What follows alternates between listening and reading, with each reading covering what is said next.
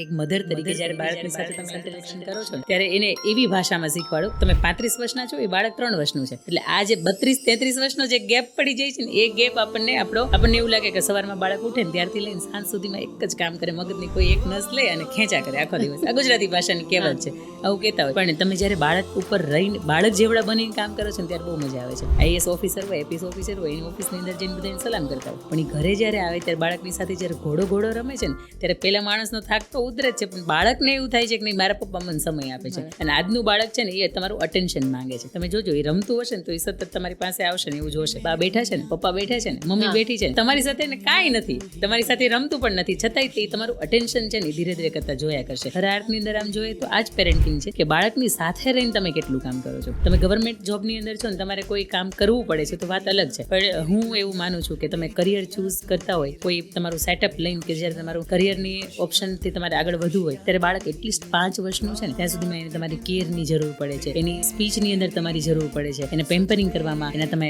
Clothes પહેરાવતા શીખવાડો છો, એને તમે જમતા શીખવાડો છો. 5 વર્ષનો સમયગાળો એટલો મહત્તમ પીરિયડ છે કે એની અંદર તમારે માતા તરીકે બધું જ ભૂલીને બાળક માટે સૌથી પહેલો સમય, મહત્તમ સમય આપવો પડે.